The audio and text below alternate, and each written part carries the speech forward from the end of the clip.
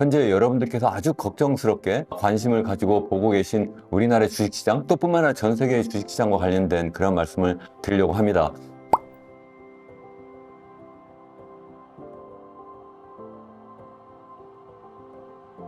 네, 안녕하세요. 이은영 교수의 경제포럼. 오늘도 함께 해주셔서 감사합니다.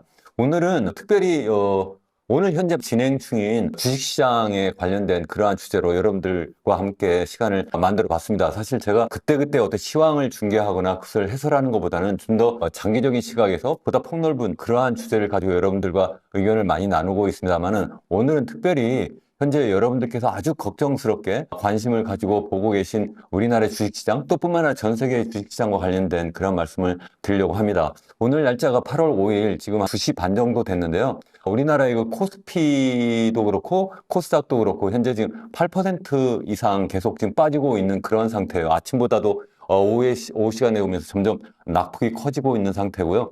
지난주에도 여러분 아시겠습니다만 우리나라 뭐 블랙 프라이데이다 뭐 이런 걱정을 막 하셨는데 미국 시장에서 먼저 그게 다우존스 인덱스라든가 나스닥 인덱스가 두 가지 다 뭐 1.5% 그리고 또 한 2.4% 정도 이렇게 크게 하락을 했는데 그것이 이제 우리나라 시장에 이제 전이되면서 그 정도가 아니라 무려 이제 8% 이상 이렇게 크게 현재 하락하고 있는데 이런 정도는 사실 우리나라뿐만 아니라 일본의 니케이 지수라든가 아니면 우리 대만 가권 지수라든가 이런 데도 지금 8% 이상 다 급락을 하고 있고요. 또 유럽도 이제 장이 막 열리고 있는 상태인데 거기도 다 지금 2% 정도 이렇게 다 하락하고 있는 이런 상태입니다. 그렇기 때문에 여러분들 이거 정말 무슨 상황이냐 이런 것을 굉장히 관심을 많이 가지고 계실 거고요. 특별히 저는 제 채널뿐만 아니라 다른 여러 방송이나 다른 유튜브 채널에 가서도 저는 미국 시장이 이렇게 계속 무슨 소프트 랜딩을 한다든가 아니면 놀 랜딩 한다든가 골딜락스 한다든가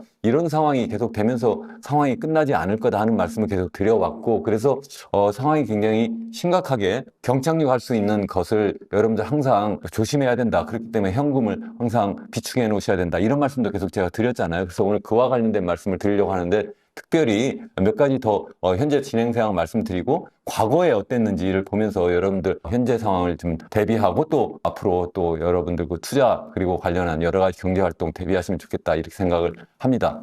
좀 전에 말씀드린 것처럼 그 지난주 금요일 미국 주식이 크게 이제 하락했는데요. 그 이유는 여러분들 이미 방송에서 보신 것처럼 미국의 고용 상황을 나타내는 첫 번째 지표라고 하는 실업률이잖아요. 실업률이 4.3%, 지난 7월 기준으로 4.3%로 상승했어요. 지난 6월은 이게 4.1%였거든요. 그래서 여기 아래 하단 왼쪽 편에 이렇게 보시면 실업률을 나타내고 있는데 이게 지난해 지금 1년 동안인데요. 지난 2년 동안이죠. 지난 2022년 7월의 경우에는 한 3.5%였는데 이것이 점점점 상승해서 최근에 특히 이게 4월, 5월, 6월 이렇게 가면서 이게 지금 4%를 넘어서 지금 4.3%까지 왔다는 겁니다. 이것뿐만 아니라 이제 그 소위 비농업 부문의 신규 고용을 어느 정도 지금 하고 있느냐 이렇게 보면 현재 시장에서 예상한 것보다는 이 신규 고용이 그렇게 크게 늘어나지 않았어요. 한 60% 정도밖에 되지 않는다. 이렇게 돼버리니까 야 이거 큰일 났다. 특히 아래 공포, 세션 그러니까 경기 침체의 공포가 정말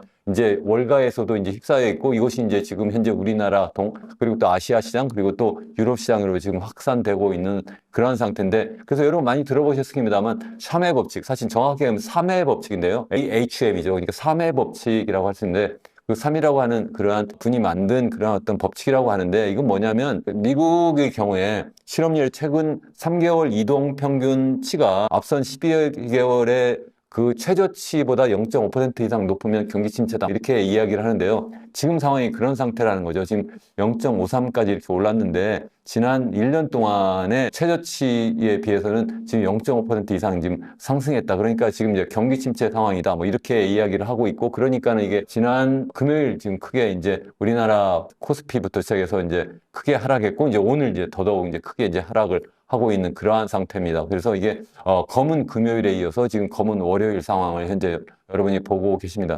사실 여러분들 그 투자자라고 하시면 다 아시는 워렌 버핏 있잖아요. 투자자의 어떤 현인이라고 할 수 있는 이분은 계속해서 현금을 막 쌓아놨다고 하잖아요. 또 최근에는 애플 주식까지도 가장 많이 갖고 있는 애플 주식도 지금 한 절반 정도를 지금 팔았다. 뭐 이런 이야기를 하는 것은 이분이 뭔가 지금 시장을 지금 굉장히 안 좋게 보고 있고 그래서 경기 침체를 미리 대비한다 이런 얘기를 했는데 그래도 뭐 최근에 뭐 계속 뭐 인공지능 AI의 어떤 열풍에 의해서 사람들이 막 열광하면서 뭐 주식시장에 막 그 투자를 했고 그러면서 막 주식 가격 막 뛰어 오르고 뭐 그러니까 저 같은 사람이 이거 조심해야 됩니다. 조심해야 됩니다. 이렇게 이야기할 때 판이 바뀌었는데 뭐 이현우 교수는 계속 뭐 터진다고 하는데 언제 터지는 거냐 이렇게 뭐 비아냥거신 말씀도 막 이렇게 하셨는데 지금 상당히 어려운 상황으로 지금 가고 있는 것이 사실이다. 제가 그렇게 오늘 한번 확인해서 말씀드립니다. 그래서 여기 보시면 지난 7월 동안에 주요 기술주, 소위 얘기하는 빅테크주죠. 빅테크주 보시면 특히 여러분들 그 AI에 정말 가장 중요한 그러한 혜택을 누리고 있었던 그러한 테크주라고 할 수 있는 엔비디아 같은 경우는 무려 23%, 고점 대비 이제 하락폭이 23%나 됐고요. 뭐 테슬라라든가 메타라든가 구글이라든가 마이크로소프트라든가 아마존, 애플 모두 다 이렇게 하락했고요. 이것 말고도 뭐 인텔이라든가 뭐 마이크로 테크놀로지라든가 이런 데는 뭐 더 많이 하락하기도 했고 거의 기술주는 전부 다 지금 하락하고 있는 그러한 상태라는 걸 말씀드리고 또 뿐만 아니라 부동산 부문에서도 보면 소위 주택 시장은 그래도 아직 견조한 상태를 그래도 유지하고 있지만 계속해서 제가 말씀드리지만 이 상업용 부동산은 정말 크게 이미 하락하고 있는 그러한 상황이에요. 그래서 이거 최근 뉴스인데요. 미국 뉴욕 맨하탄에 있는 아주 20년 전에는 무려 4천억 원대에 사실은 팔렸던 그러한 건물이 최근에 경매로 100억 원대로 뚝 떨어졌다는 거예요. 정말 완전 이게 40분의 1 아닙니까? 이렇게 지금 폭락한 이런 상태라는 거. 이걸 보시면서 여러분 그냥 가볍게 그냥 해프닝이다 이렇게 생각할 수 있을까요? 그렇지 않다는 거예요. 제가 지금 여러 가지 지금 전조 증상이 막 나타나고 있는데 지금 이제 본격적인 어떤 주식시장의 어떤 폭락을 현재 보여주고 있다 이런 전 생각을 합니다. 그렇다면 전 과거에 어땠는지 한 번 더 말씀드리려고 해요. 제가 이거 계속해서 보여드리고 있는데 오늘 한 번 더 정리해서 보여드리고 또 한 가지는 일본 상황도 한번 보여드리려고 해요. 일본 1990년도에 일본이 자산 가격이 크게 붕괴했는데 그때 상황도 한번 이제 보여드리면서 여러분들이 현재 상황을 좀 면밀하게 같이 비교해 보시면 좋지 않을까 이렇게 생각합니다. 그 당시 상황을 보시면요. 주식시장부터 한번 볼까요? 이 주식시장부터 한번 보세요. 여기 보면 그 2008년도에 이제 글로벌 금융위기라고 이렇게 이야기를 하는데 사실 그 시작된 것이 2004년 6월부터 시작해서 기준금리가 1.0%에서 이게 계속 올라가 가지고요. 2006년 7월에 되면 5.25%까지 올라가요. 굉장히 많이 오른 거죠. 지금 현재 미국 같은 경우 기준금리가 5.5%잖아요. 거의 근처까지 그때 수준이나 지금 수준 거의 차이가 없을 정도로 굉장히 빠르게 올랐어요. 다만 이제 그 기간이 뭐 이번에는 1년 4개월 정도 기간에 빨리 올렸는데 이번에는 그 당시에는 한 2년 가까이 되는 시간 동안에 한 2년 1개월 정도 되는 시간 동안에 1.0에서 5.25%를 이렇게 막 올렸어요. 이렇게 올리면서 그 밑에 한번 보시죠. 나스닥인데요. 여러분들은 사실 나스닥이라든가 그러니까 주가 지수라든가 아니면 뭐 부동산 투자하시는 분들은 주식 시장과 함께 부동산 시장이 어떻게 움직이는지 관심이 있으시잖아요. 그래서 그 두 가지 지표를 먼저 보여드리고 있는데 여기 보면 기준금리 계속 올라갈 때도 나스닥뿐만 아니라 뭐 다른 여러 가지 지표로 S&P 500도 다 이게 같이 막 이렇게 올라갔어요. 그래서 이 나스닥만 대표를 하나 보여드리고 있는데 이것이 계속 이게 따라 막 올라가잖아요. 이게 기준금리가 올라갈 때도 그렇고 거기 올라서 상당히 오랫동안 유지를 했거든요. 이게 2006년 7월부터 시작해가지고 이게 2007년 7월까지 거의 1년 동안 계속 상당히 유지했고요. 그 다음에 얘가 이제 2007년 8월부터 이게 금리를 낮추기 시작했는데 금리를 낮추기 시작을 하면서 잠깐 더 오르기 시작하다가 이게 본격적으로 낮춰지니까 이게 떨어져요. 그러니까 금리가 높아질 때 사람들 생각할 때 그러면 이거 주식시장 떨어져야 되지. 그게 아니에요. 이 금리가 높아질 때 반대로 이게 주식시장도 굉장히 좋아지고 반대로 또 기준금리가 떨어지니까 이 주식 가격이 떨어지더라 하는 거고요. 여기 보시면 또 주택가격도 마찬가지예요. 기준금리가 높아질 때 이게 같이 실질 주택가격도 막 높아져요. 그러다가 이게 너무 이제 많이 높아졌다니까 이게 일찍 꺼지기 시작을 하는데 그게 언제부터냐면 2006년 1분기부터 꺼지기 시작하거든요. 그러다 2007년 들어가면 이제 본격적으로 조금씩 꺼지려고 하다가 이게 2007년 이제 하반기부터 이렇게 본격적으로 꺼져요. 사실 2007년도에 제가 미국에 굉장히 한 방학 때마다 가 있었어요. 왜냐면 제 아내가 미국 UC 산타바바라에 거기 방문 교수로 가 있어가지고 방학 때마다 제가 가 있었는데 그때 계속 미국에서 계속 뉴스가 나오는데 이 주택 가격이 계속 하락한다고 하더라고요. 그래서 막 계속 도산하는 그런 지방은행도 막 나타나고 그때 상황을 제가 생생하게 기억을 하고 있는데 그때처럼 다시 말씀드리면 여기 보시면 기준금리가 높아질 때 주식시장은 계속 날아가고 있었고 실질 주택가격도 상당히 높아지다 그러다 어느 순간 이제 꺼지기 시작을 하더라 그런 거예요. 사실은 여러분들은 주로 그런 데 관심이 있지만 경제학자들은 어디에 관심이 있느냐면 사실은 여기 실물 경제에도 관심이 있거든요. 실물 경제는 GDP 성장률이라든가 아니면 실업률이에요. 여기 보시면 경제 성장률 보세요. 기준금리는 아까처럼 빨간선으로 계속 표시되어 있는데 이게 계속 상승할 동안 GDP 성장률이 떨어지나요? 거의 안 떨어져요. 약간 떨어지는 것처럼 보이지만 이게 한때는 이게 한 3.5 정도 되다가 이것이 계속 떨어지는 듯 하지만 이게 2.5% 수준까지 계속 유지하고 있어요. 계속 높아. 2.5% 정도면 어느 정도냐면 미국 입장에서 보면 그게 완전 고용 상태예요. 실질 여기 보시면 실업률 있잖아요. 실업률이 보시면 이게 5% 수준에서 있다가 도리어 이게 조금씩 떨어지고 도리어 기준금리가 높아지는데 어떻게 실업률이 떨어지죠? 이게 높아져야 되잖아요. 근데 그렇지 않다는 거예요. 이게 왜 그러냐면 항상 이 시차가 존재해서 그런데요. 그래서 여기 보시면 실업률이 경제 성장률이 조금씩 떨어지고 있고 실업률도 도리어 떨어지고 있어. 경제가 상당히 좋은 상태다 하는 말씀을 제가 드리려고 하는 거고요. 다만 그 가운데에서 아까 보신 것처럼 주식시장도 계속 날아가고 있었고 다만 2006년부터 시작해서 2007년 하반기부터는 본격적으로 이제 부동산 가격이 크게 떨어져서 그게 바로 서브프라임 모기지 사태고 그게 바로 2008년도 글로벌 금융위기를 만들어낸 미국의 상황이라는 거예요. 그렇게 말씀을 제가 한번 정리해서 일단 드립니다. 그렇다면 일본의 경우에는 어떻게 되는 거예요? 일본의 경우에는 보세요. 일본의 경우에는 여기 보세요. 일본의 경우에는 기준금리가 여기 보시면 이게 저 일본 그 지난번 영상에서 중국이 일본화를 지금 가는 것이 아니냐 그런 말씀을 드리면서 일본이 왜 일본화가 되었는지 일본이 왜 1990년에 버블이 꺼졌는지 배경도 이미 말씀드렸기 때문에 오늘 그 말씀을 드리지는 않는데 여기 보시면 일본이 1989년 5월 될 때까지 이게 계속 굉장히 낮은 금리를 유지를 해요. 그러다가 왜 낮은 금리를 유지했다고요? 지난번 말씀드린 것처럼 1985년 플라자 협의를 하고 협상을 하는 가운데에서 이제 일본의 엔화 가치가 너무 높아지고 그러다 보니 너무 높아지니까 거의 2배가 돼버렸어요. 한 2년 동안. 그러면서 일본 기업이 너무 이제 수출도 못하고 이런 상황에 대해서 이제 금리를 막 낮춰버린 거거든요. 또 동시에 재정 지출을 엄청나게 막 늘리는 그런 상황이었는데 그런 상황이 막 되다가 나중에 이제 1989년 5월부터 해서 이제 금리를 좀씩 올려요. 여기 기억을 해주세요. 1989년 5월부터 이거 올리고 1991년 7월까지 이게 계속 올리더라. 여기 그 다음 그림을 보세요. 여기 니케이 지수요. 일본의 이제 대표적인 주가 지수인데 주가 지수가 1989년 12월까지 올라요. 1989년 12월까지 오른다. 여기 다시 한번 보시죠. 여기 보시면 1989년 5월부터 시작해서 91년 7월까지 올리죠. 그러니까 금리를 계속 올릴 동안에도 계속 어때요? 니케이 지수 올라요. 그러다가 이제 어느 순간에서 이게 너무 많이 올랐구나 해서 얘가 폭 꺼지기 시작해요. 그러니까 어쩌면 그 미국의 경우에 2008년 글로벌 금융위기 때는 그래도 나스닥 기준으로 보면 굉장히 오랫동안 계속 기준금리가 계속 높아지고 상단을 계속 유지해도 그리고 또 나중에 떨어뜨리는 그러한 상황에서 계속 날아가고 있었는데 일본의 주가 지수는 상대적으로 빨리 꺼진 상황이에요. 그래서 1989년 12월이 이제 고점이 되었다가 이제 90년 1월부터 본격적으로 떨어지는데 이게 얼마나 많이 떨어지는지 보세요. 이게 최고점이 이제 한 4만 정도까지 갔다가 이게 계속 떨어지잖아요. 계속 떨어져. 조금씩 떨어졌다가 다시 또 올라가는 듯 하다가 다시 크게 떨어졌다가 좀 올라가는 듯 떨어지다가 계속 이렇게 데드캣 바운스가 약간씩 있는데 계속 떨어져가지고 이게 절반 밑으로 떨어져 버려요. 그렇게 떨어진다.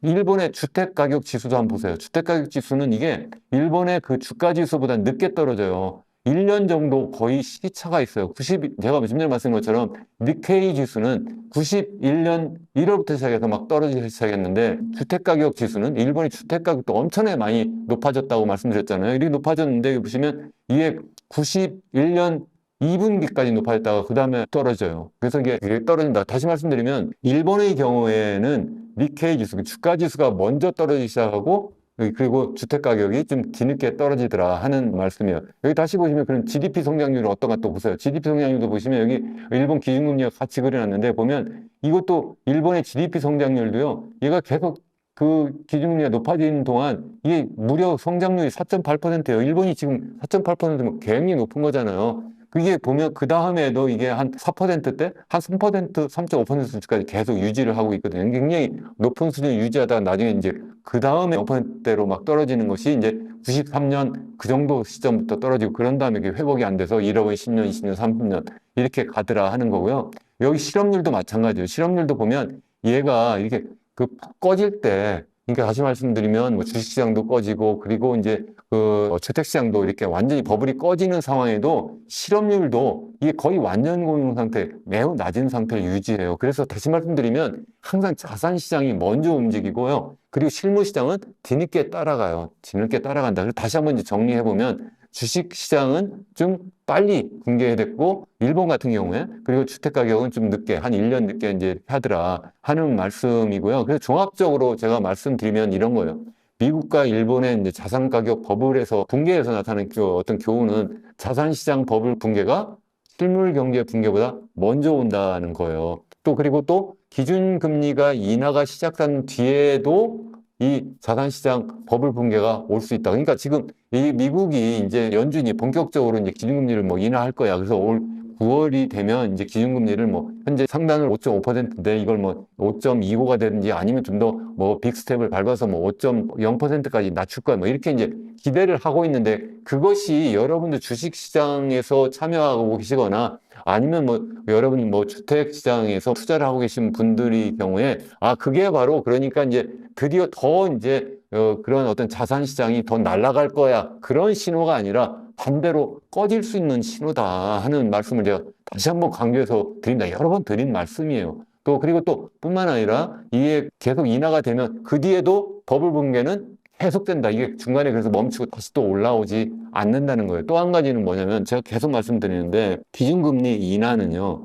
이게 항상 실물 경제를 보고 해요. 이게 자산 시장을 보고 어느 나라도 마찬가지예요. 미국 연준도 그렇고 우리나라도 그렇고 아니면 일본도 그렇고 전 세계 중앙은행은 사실 관심은 어디에 있느냐면 실물 경제예요. 실물 경제. 경제학자들도 실물 경제에도 관심이 있고요. 주식 시장이나 아니면 주택 시장에 관심은 좀 상대적으로 덜 해요. 그래서 실물 경제를 계속 들여다보는데 그런 실물 경제가 너무 완전히 폭삭 주저앉지 않도록 그러면서 이제 인플레이션율을 가능한 목표 수준인 2%까지 계속 유지하려고 하는데 그렇게 하려다 보니까 계속 면밀하게 이제 두 개가 상반대로 움직이잖아요. 그렇게 뭐 이 물가를 잡으려니까 이 잘못하면 경기가 너무 침체가 되고 경기를 살리다 보니까 잘못하면 물가가 너무 뛰고 이래서 항상 조심하는데 이게 항상 실기를 할 수밖에 없다. 그래서 미국 연준이 2022년 3월부터 기준금리를 막 높이기 시작했는데 사실은 인플레이션은 언제부터 나타났어요? 2021년 하반기부터 막 이게 6, 7%막 높아진다. 그래서 이게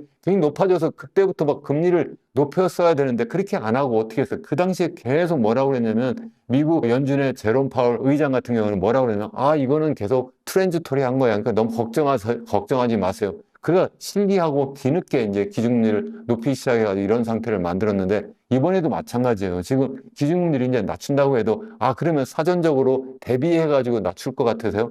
아니에요. 계속 말하잖아요. 자기는 데이터 디펜던트하다. 그래서 나중에 상황을 보면 너무나 뒤늦은 거예요. 왜냐하면 이게 더군다나 이 기준금리를 움직이면 이게 항상 시차가 보통 1년 내지 1년 반 이게 존재하거든요. 그렇기 때문에 이게 뒤늦게 이게 또 실물경제에 영향을 주고 그래서 상황이 나빠질 수밖에 없다. 그런 말씀입니다. 그래서 오늘 굉장히 나쁜 상황이에요. 제가 지금 현재 녹화 이제 하고 이제 거의 끝나는 상황인데 현재 우리나라의 주식 시세가 어떤가 하면 지금 아까 좀 전에 말씀드린 그러한 상황보다 지금 더 나빠졌어요. 아까 코스닥, 코스피가 다 8% 정도 하락했다고 했는데 지금 코스닥은 한 8% 정도 하락했는데 코스닥은 무려 11.48% 하락했는데요. 이거는 제가 기억하건대는 2020년도에 우리 그 코로나 상황이 막 전개될 때 그때 그렇게 크게 하락한 이후에 정말 역사적으로 좀 처음이고요. 이게 이렇게 되는 이유가 뭐냐면 또 한 가지 말씀드리는 거는 자산시장은요. 항상 뭐가 있냐면 이 허딩 비헤이비어라고 해가지고 군집효과 같이 막 움직여요. 그래서 사람들이 이거 정말 위험하다 그러면 군집효과가 나타나가지고 양떼가 있는데 양떼 중에 어떤 양 하나가 도망가기 시작하면 우르르 같이 막 도망가거든요. 뭐 이런 상황이 전개될 수 있어서 항상 조심해야 된다. 제가 이런 말씀을 드렸는데 그런 상황이 지금 전개되는 것 같아서 제가 너무 걱정스러워서 제가 오늘 이런 영상을 만들었습니다. 제가 여러분들께 이렇게 말씀드리면서 제가 그래서 해결책이 뭐냐 이제 와서 그것을 여러분들 물어보실 수 있는데 제가 오늘 여기까지만 일단 말씀드리고 제가 다음번 영상에 또 그와 관련된 말씀도 제가 드리겠습니다. 여러분 기왕이면 이러한 상황에서도 지혜로운 그러한 어떤 투자자가 됐으면 좋겠고 이런 상황에서도 어쩌면 여러분들 건강한 그러한 생활 그리고 행복한 생활을 할 수 있는 그러한 날이 되면 좋겠습니다. 여러분 끝까지 시청해 주셔서 감사합니다.